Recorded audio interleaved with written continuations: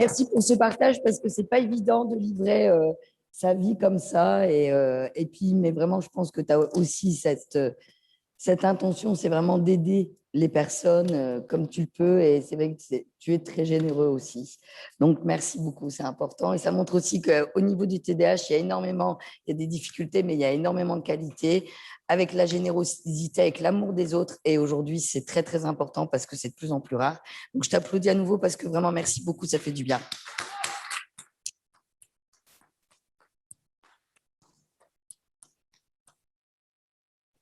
Voilà, alors donc c'est vrai que c'était émouvant, hein. Très rapidement, on va passer ensuite au témoignage de Pauline.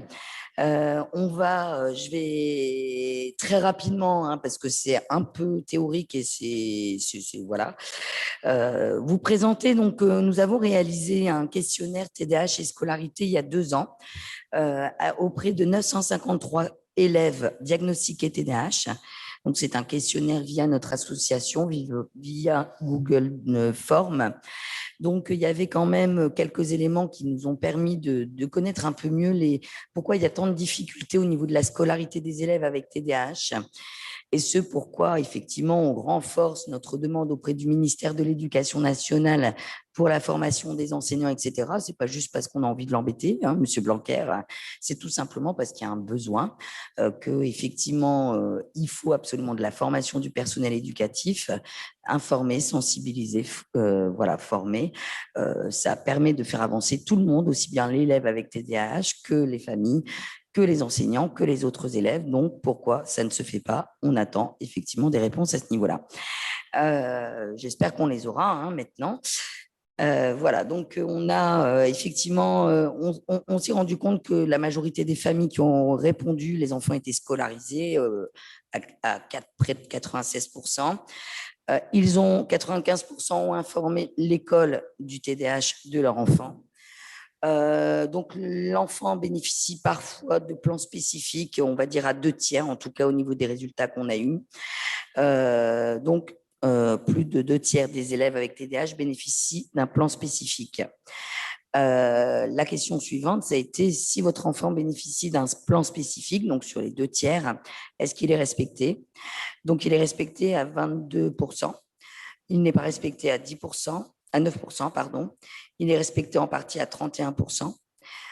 Donc, en réalité, il y a quand même une grosse proportion donc, il y a la mise en place de plans spécifiques pour aider l'élève. Et en réalité, il n'est pas respecté entièrement. Il est respecté entièrement à 22,5% concernant les élèves avec TDAH. Donc, c'est quand même vraiment malheureux. Donc oui, effectivement, il faut travailler à cette mise en place de respect du plan spécifique et puis aider les enseignants justement à voir quels sont les aménagements scolaires possibles. Donc c'est bien sûr sur la base des témoignages des familles. Voilà. Donc, la question qu'on a posée aussi, c'est est-ce que les enseignants vous semblent formés, donc en page 2, au TDAH? Donc, oui à 7,4%, non à 63,4%. Donc, en gros, pour les familles, la majorité des enseignants, hein, aux 2/3, grosso modo, ne sont pas formés au TDAH. Donc, lorsqu'on nous répond qu'il y a de la formation pour les enseignants, non, il n'y a aucune formation. Sauf que chaque année, un enseignant aura au moins 1 à 2 élèves par classe concernés par le TDAH. Donc, pourquoi pas de formation? Si l'enseignant doit former au français, il a des cours de français. Donc, pourquoi? S'il doit accompagner des élèves dans le cadre d'une inclusion scolaire, on parle énormément d'inclusion scolaire. Pourquoi il n'y a pas de formation? C'est vraiment une vraie question. Donc, est-ce que les enseignants vous semblent comprendre le TDAH? Donc là, on est aussi à 40% non, parfois certains, et 11,3% oui, les enseignants semblent comprendre le TDAH.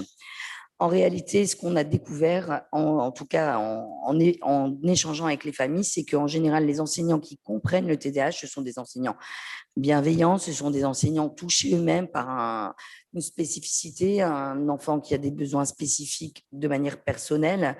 Voilà, donc c'est vrai qu'il y a encore beaucoup de chemin à faire pour faire évoluer aussi les mentalités et pour vraiment parler d'école inclusive dans les faits et non pas que en théorie. Dans la 7e question, on demande si l'enfant a rencontré des difficultés scolaires de type anxiété, dépression, etc. À 80,6%, oui. Voilà.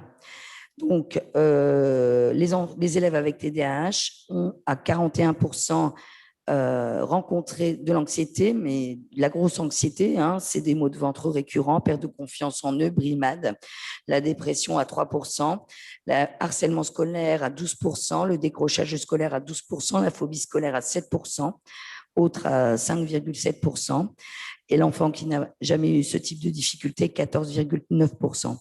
Donc, on parle beaucoup de harcèlement scolaire, on se mobilise, le ministère de l'Éducation nationale se mobilise pour le harcèlement scolaire. Pourquoi il ne se mobilise pas, j'insiste, pour le TDAH et pour une vraie inclusion scolaire pour ces enfants qui sont en souffrance? Voilà, donc nous espérons avoir très rapidement un rendez-vous avec monsieur Jean-Michel Blanquer pour nous apporter des réponses, en sachant que j'ai travaillé pour accompagner les jeunes en décrochage scolaire au sein de la mission locale. J'étais conseillère en insertion sociale et professionnelle. Si on me parle d'argent nécessaire pour former les enseignants, je peux dire que traiter un décrochage scolaire coûte beaucoup plus cher que de faire de la prévention. Voilà. Donc, j'espère qu'il entendra notre message. C'est pourquoi on se bat depuis 3 ans. C'est pourquoi, depuis 3 ans, nous les sollicitons. Nous envoyons des messages phares que vous verrez d'ailleurs défiler tout à l'heure pendant la pause, parce que les enfants sont en vraie souffrance scolaire. Donc, pour terminer, vraiment, il y a cette souffrance. On comprend qu'en général, quand ça se passe bien, c'est que les enfants sont dans une classe déjà inclusive, c'est-à-dire une classe Ulysse ou autre, avec des enseignants spécialisés, donc qui ont pu bénéficier effectivement là, de formations spécifiques ou qui ont eu le souhait de travailler avec des enfants, vraiment des élèves en difficulté. Il y a des soucis aussi en termes d'acceptation d'AESH, c'est-à-dire qu'il y a des familles, par exemple, qui ont fait une demande d'AEH avec des bilans, etc. Bon, ça, on verra le volet MDPH tout à l'heure. Mais effectivement, parfois, il y a des dossiers MDPH qui sont refusés. On ne comprend pas pourquoi. Ils sont argumentés avec des bilans, etc. Donc, il y a des accords d'accompagnant scolaire nécessaires à la scolarité des élèves. Parfois, les accompagnants sont acceptés. Et curieusement, avec la crise Covid, il n'y a plus d'argent. Donc, en fait, les enfants qui ont droit à un accompagnant scolaire n'ont pas d'AESH sur place. Voilà. Donc là, c'est vraiment aussi dommage parce qu'en fait, c'est une perte de temps et de chance pour les enfants. Donc, on espère vraiment, vraiment que justement cette première journée nationale de sensibilisation au TDAH permette aussi de sensibiliser les personnes qui décident finalement pour de l'avenir des enfants en général, se mobilisent avec nous. Voilà, donc je ne vais pas détailler davantage parce que c'est assez lourd, mais en tout cas, bien pour montrer qu'il y a de grosses difficultés lorsqu'il n'y a pas d'inclusion scolaire, alors qu'il existe des solutions et des réponses pour que l'enfant puisse effectivement être épanoui et apprendre tout à fait correctement.